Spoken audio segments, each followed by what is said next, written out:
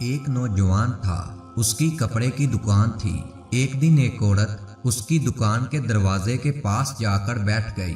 وہ لڑکا شام کو دکان بند کرنے لگا تو اسے وہ عورت نظر آ گئی۔ دکاندار نے کہا، ارے اللہ کی بندی، شام کا وقت ہے، تم یہاں کیا کر رہی ہو؟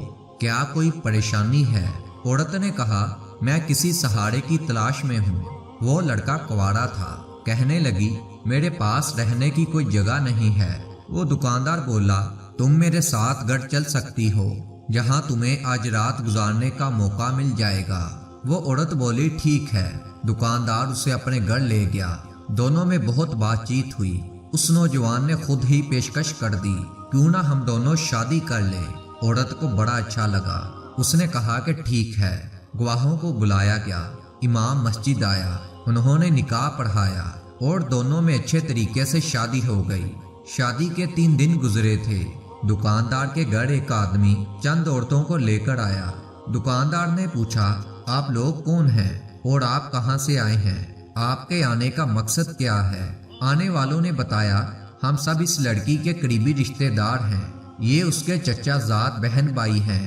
جب ہمیں آپ کے بارے میں معلوم ہوا کہ آپ نے ہماری رشتہ دار لڑکی کی زندگی کو سہارا دیا ہے اور اس کو اپنا شریک حیات بنا لیا ہے تو ہمیں بہت خوشی ہوئی اور آپ کی شرافت اور اعلیٰ کردار سے کافی متاثر ہوئے۔ ہمارے یہاں آنے کا مقصد یہ ہے، ہمارے گھر میں ایک شادی ہے جس میں آپ کی بیوی کی شرکت لازمی ہے، اس لیے ہم اسے چند دنوں کے لیے اپنے ساتھ لے جانا چاہتے ہیں۔ اگر آپ اجازت دے دیں تو آپ کی بہت مہربانی ہوگی۔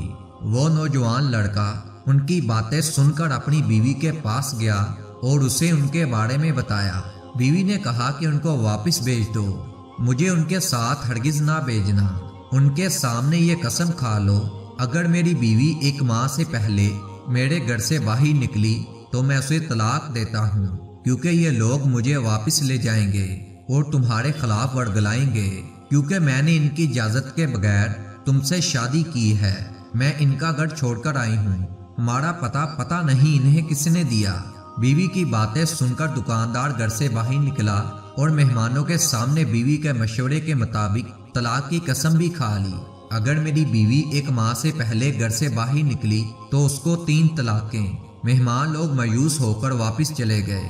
نوجوان حسب معمول اپنی دکان پر چلا گیا، مگر اس کا ذہن اور خیال اپنی بیوی کی طرف تھا۔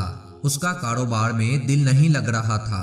ادھر سے بیوی نے اس کی عدم موجودگی کا فائدہ اٹھاتے ہوئے اس کے گھر سے کچھ لیے بغیر اپنے گھر کو چلی گئی۔ جب لڑکا اپنی دکان سے واپس آیا تو اس نے دیکھا کہ گھر خالی ہے، بیوی گھر میں موجود نہیں ہے۔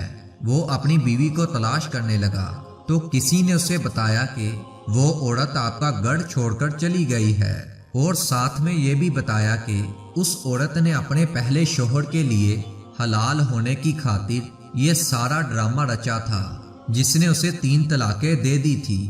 ہمیں یہاں ایک سبق ملتا ہے، لوگوں کو چاہیے کہ وہ اس قسم کے مکر و فریب سے ہوشیار رہیں اور کسی سے تعلقات قائم کرنے سے پہلے اس کے بارے میں اچھی طرح پوچھ لیں۔